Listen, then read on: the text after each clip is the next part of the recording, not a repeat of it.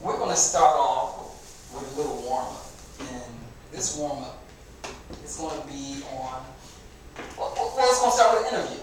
All right? So I want you to watch this interview carefully. Hey, Assalamu alaikum, how are you? All right. So here we go.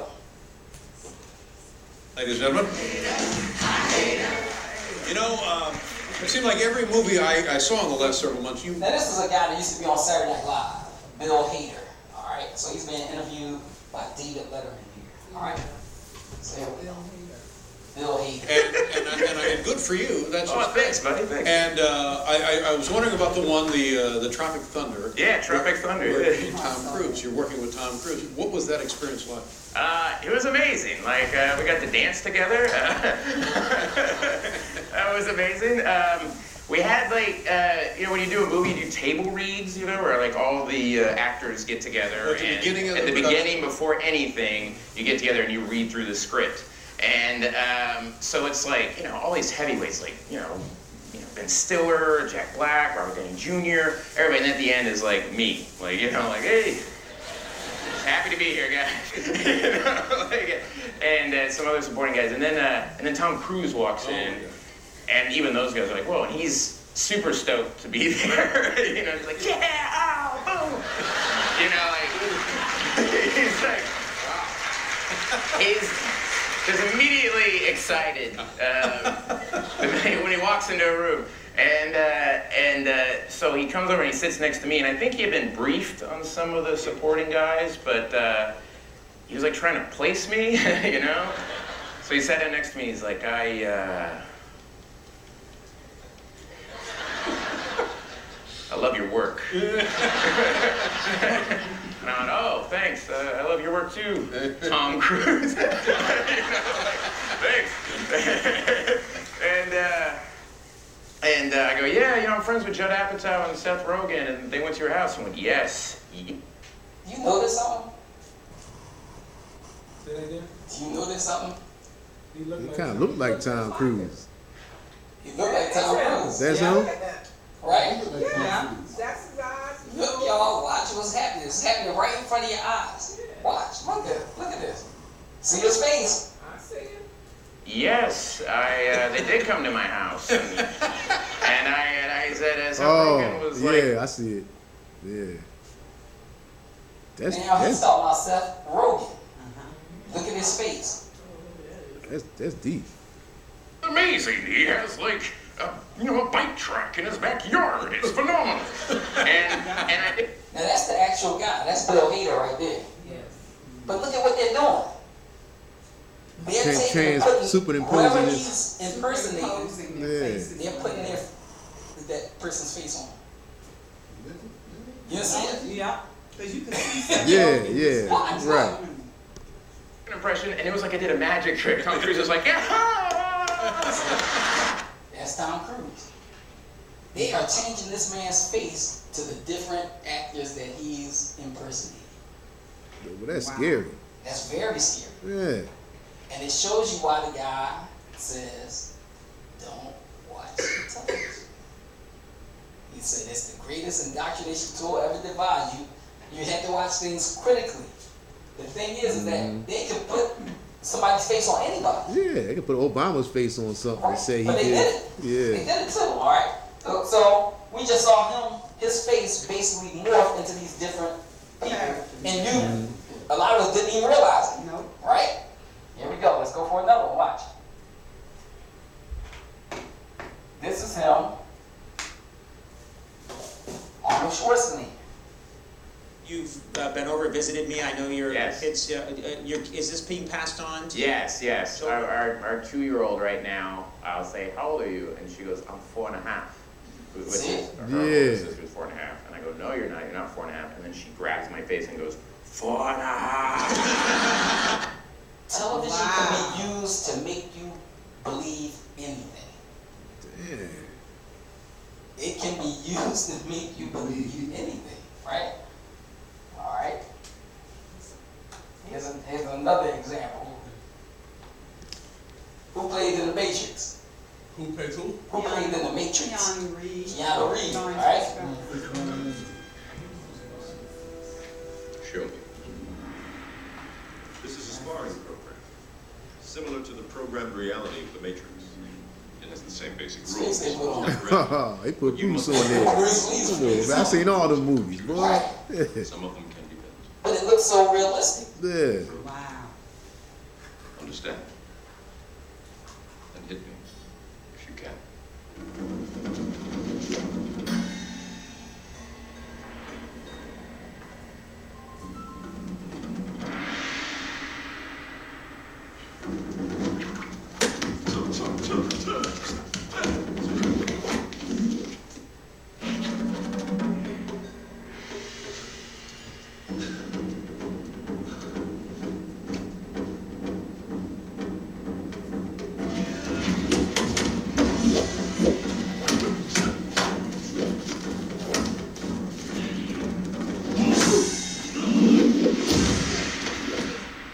Good. Adaptation. They can use this technology, like I said, to make you believe anything. So this is something that was remade. This is not in the actual movie. No, This is in the actual movie. no, this is not in the actual. I mean, this is an actual scene from the movie. Right. But all they did was took Bruce Lee's face and put it over top of this man's face. It looked like Bruce Lee too. But it's not in the actual movie. Yeah. No. Okay. Oh, wait a minute. What do you mean? You're saying? If I go home and watch The Matrix, it's not. Oh no. No, you're gonna see Keanu Reeves' face. You gonna see in Keanu that Reeves? scene. You gonna see a different Yeah. actor? Okay. Okay. So you're showing what can be done. What can Right. be done? Yeah. How television, how it can be manipulated. Okay. How these people can make you see things that's not real. It's just an illusion. All right. But here's Adele. Well, before I show you Adele, I'll show you one more. I'll show you. This is Donald Trump as Archie Bunker. Oh. Well, the Democrats' way of running this country is to go tell us all how we ought to make sacrifices. God did great on that stuff. But they're all gonna have us over the hill to the poorhouse. We ain't gonna be able to drive over there because we ain't got no gas. We're gonna have to walk. And you see what they did with the white. Yeah, it was, that's And everything. That's white. Conspiracy, don't you know that is a conspiracy there? Listen, for years, all our lives, they've been telling us to go out and buy stuff they use, and all electrical stuff. They got electric toasters, electric. See, that's Donald Trump's face. Donald Trump's face superimposed on Archie Bunker. Those lips, those eyes. Stove, Yep. electric stereo, electric TV, electric race, electric hair blower, electric knives, electric every damn thing. Not to mention the cars. And now, after all the big corporations there make the billions and billions of dollars worth of profits, signals, wham, they're changed. And after telling us for years that we can't live without this junk, now they tell us that we gotta live without it. The country is going straight into the dumper.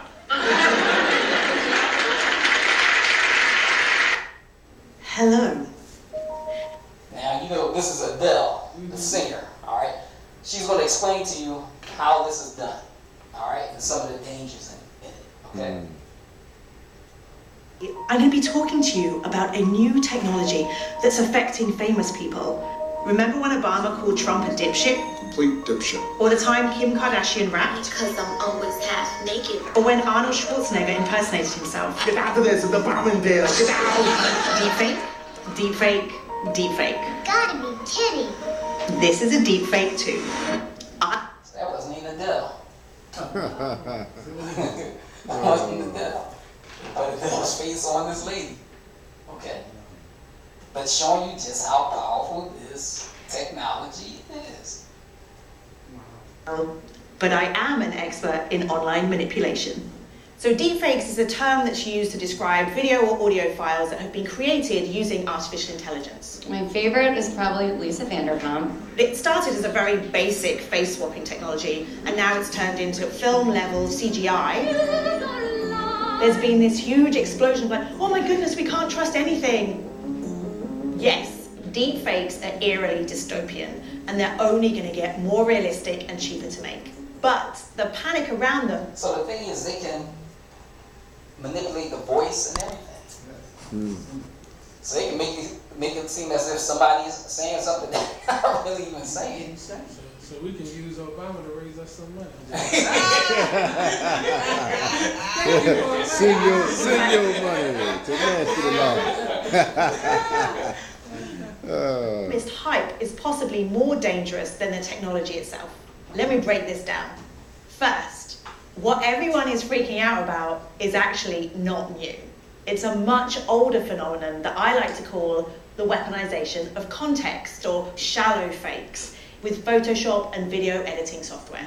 There's so many needs. How about the time Nancy Pelosi appeared to be drunk while giving a speech? But you never know. They did that. Yeah.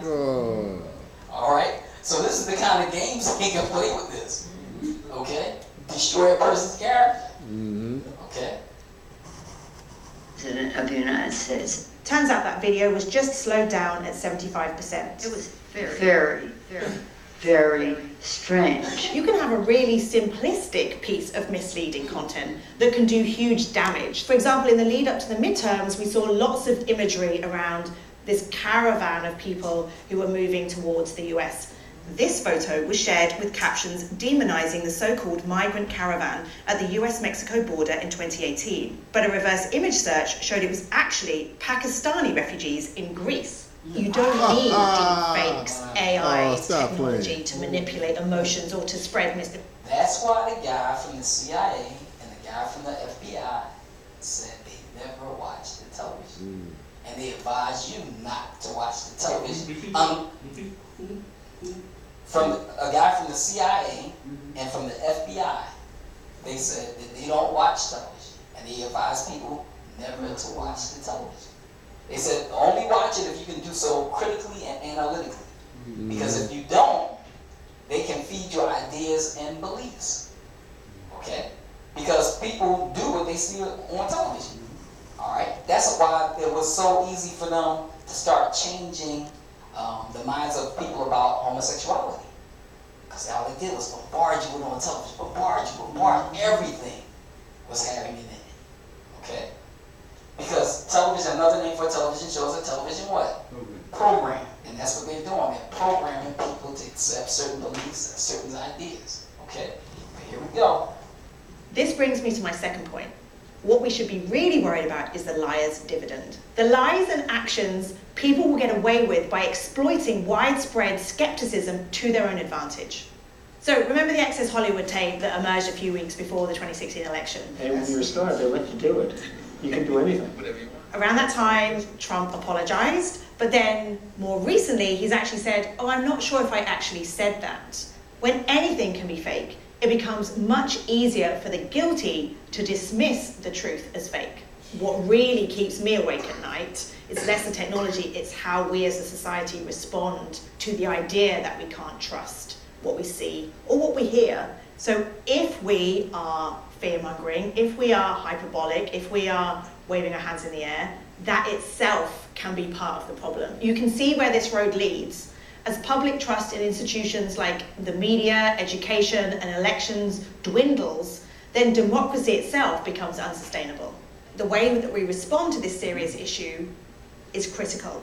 Partly this is the platforms thinking very seriously about what they do with this type of content, how they label this kind of content. Partly it's the public recognizing their own responsibility. And if you don't know 100% hand on heart, this is true, please don't share, because it's not worth the risk. No, I wouldn't know. Alright. This next piece I want you to see. Alright. They disguise the Bible as a Quran. And they took it out on the streets. Alright? I want you to see this. This is very interesting. Alright, so it says a man hits the streets with a Bible in tow. The only thing is he put a Quran cover on it. He proceeded to approach the people in the streets that said they were Christians and read verses to them out of the Bible disguised as the Quran.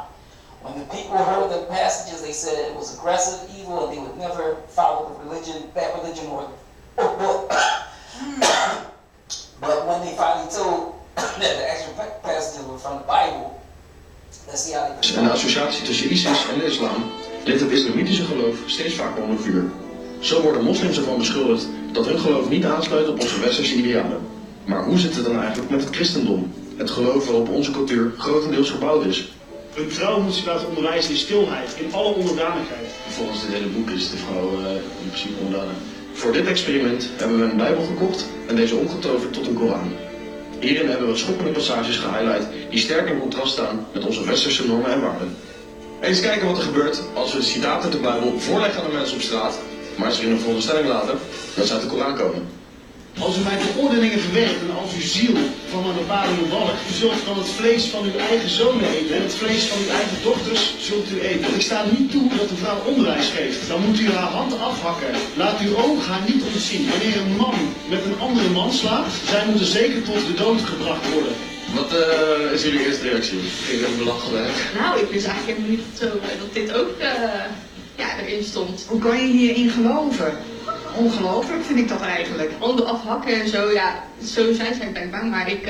Als je vanaf je geboorte al zo wordt opgevoed met zulke gedachten, dan ga je toch op een bepaalde manier denken. Dit komt over alsof ze je willen onderdrukken en willen onderwerpen aan hun geloof. Die vrouw wil helpen en als dank wordt de hand afgehakt, dus...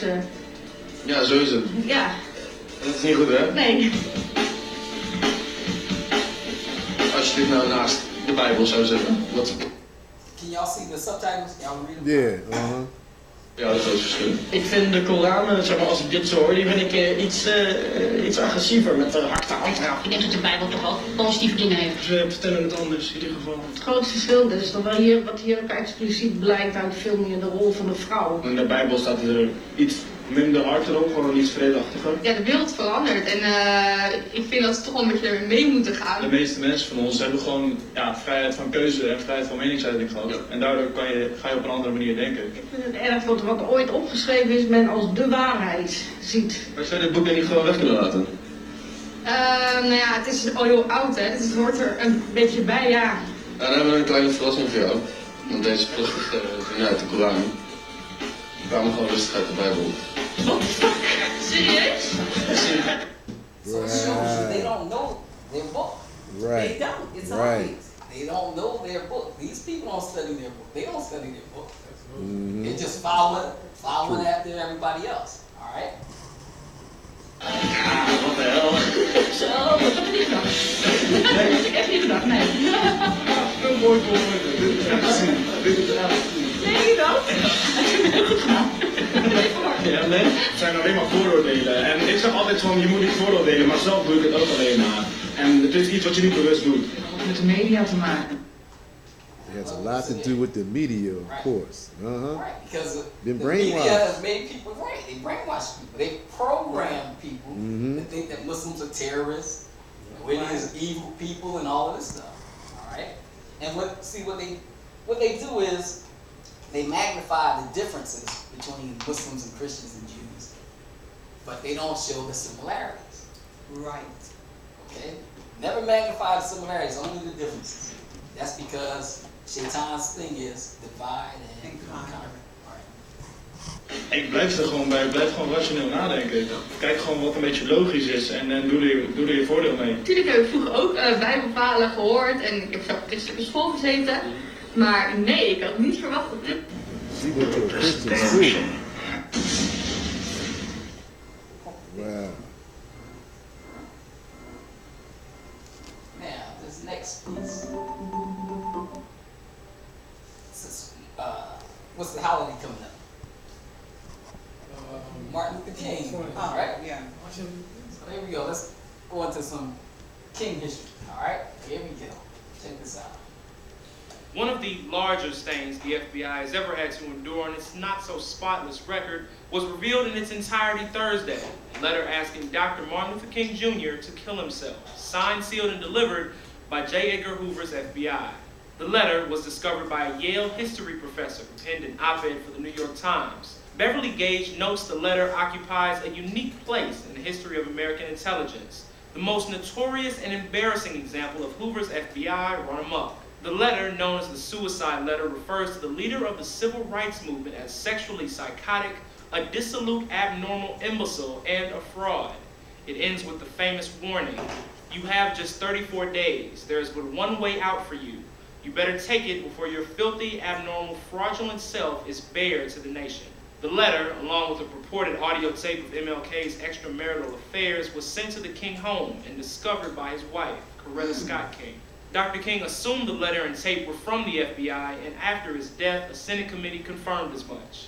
In an age where whistleblowers like Edward Snowden have exposed just how far agencies like the NSA or FBI can reach, the newly released full version of the suicide letter is worrisome to many.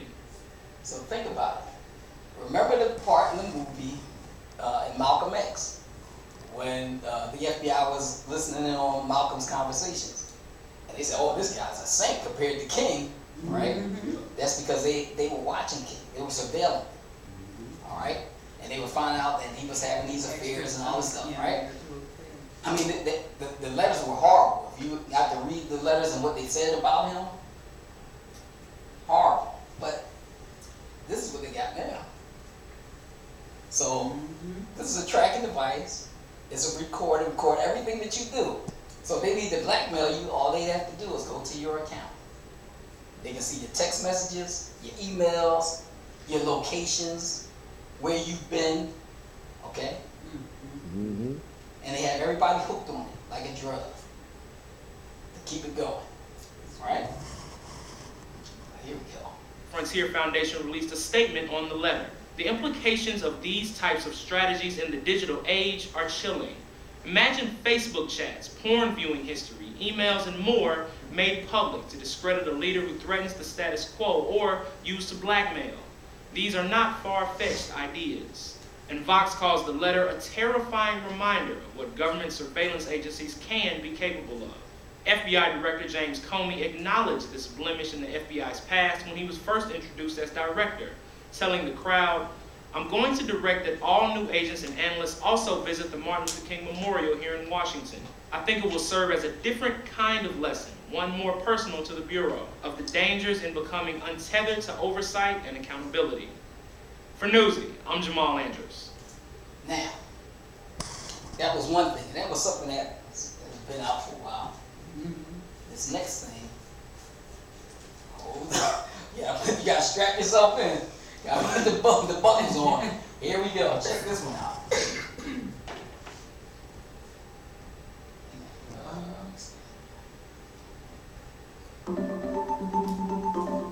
Tonight, our nation celebrates one of its most inspirational leaders and activists by honoring the Reverend Dr. Martin Luther King.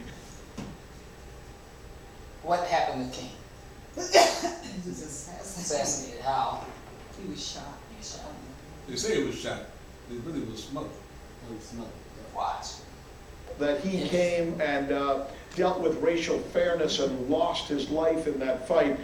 But did you know that there are investigations that have gone on about how actually he died? See, most of us think that we know exactly how he died, how he was shot, and it was an open and shut case. Well, guess what? This is an amazing tale that you're about to hear from Michelle Greenstein about what has been uncovered regarding his death. I'm gonna hand it to you and let you take it away, because in my conversations with you thus far, I have been drop-jawed listening to you. And so was I. I actually spoke earlier today to Dr. William Pepper. He actually, on behalf of Coretta Scott King and the King family, filed a civil suit in the case of the assassination of Dr. Martin Luther King. Now, this is the only trial that's ever been held about this assassination because, as we know, James Earl Ray, after he pled guilty, meant there was no trial. So this is the only trial that's ever been held. Now, we're all familiar with the official story of this lone gunman, right, in '67. James Earl Ray shot him. You know, he was in jail for armed robbery. He somehow escaped. Admitted to it.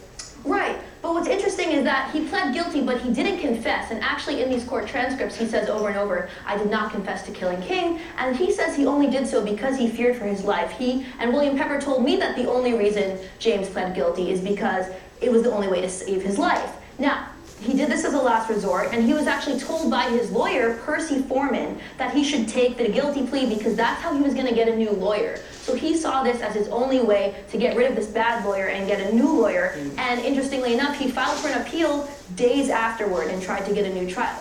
So like I said, I spoke to Dr. Pepper earlier today. Here's what he had to say about the way Dr. Martin Luther King was actually killed. Wow. He wasn't killed from the bullets. that hit him on the balcony. He was taken to the St. Joseph's Hospital, and he was killed in the emergency room of St. Joseph's Hospital by the chief of neurosurgery, Dr. Breen Bland, who came in when they were all working on him in the emergency room, and he said, "Get out of here, let that die." And as they moved out of the room, the last one out was a surgical nurse, Lula Mae Shelby.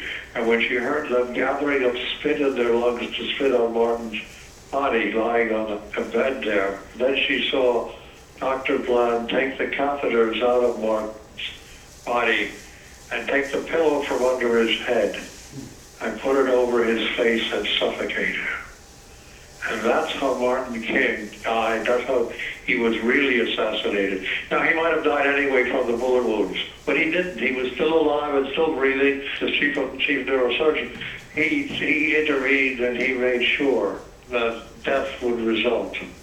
Wow. Right? My jaw was on the floor. Now, Dr. Pepper knows this because the son of the nurse, Lula Mae Shelby, who died, but before she died told her family, the son of this nurse told Dr. Pepper under oath. And when Dr. Pepper confronted a member of the Dixie Mafia, he said, yes, this happened, and actually that the chief of surgery was their family doctor, and that 3 weeks before the assassination, he visited them and said, hey, if the bullet doesn't kill him, make sure he goes to St. Joseph's, because we will make sure that he dies. Now let's talk about this case, okay? This was a civil suit in 1999 where Pepper... How many people heard of this civil suit?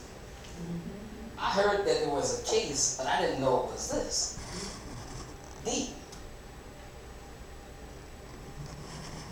family, and that really made the family feel like they had closure, and like I said, it was the only trial ever held.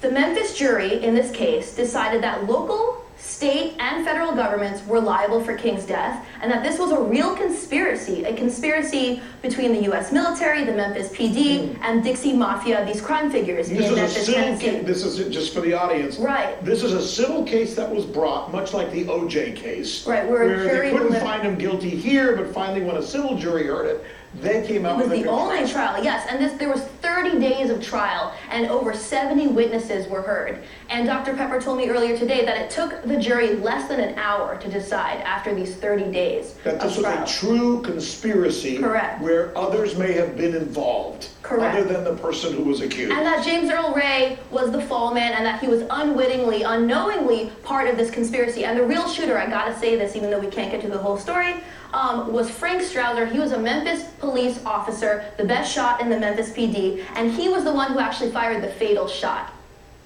Hey, you. Deep. Right? But see, the thing is, it wasn't really a fatal shot. Yeah, so I'm sitting trying to figure that out. They use pillows in the emergency room? No, yeah. Some of them have a head support. Yeah, you know? Oh. They all pillows. Okay, I was well, wondering. see, the thing is, what you got to think about too is that this was a civil case, and these people, it was like unanimously they decided that this was a conspiracy to kill him, and the King family won money from this case because of the evidence that was brought in. Okay, the thing is this: you got to remember, King was all right with them as long as he was following their agenda.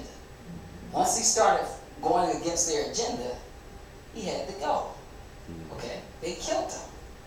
They were going to make sure that he died.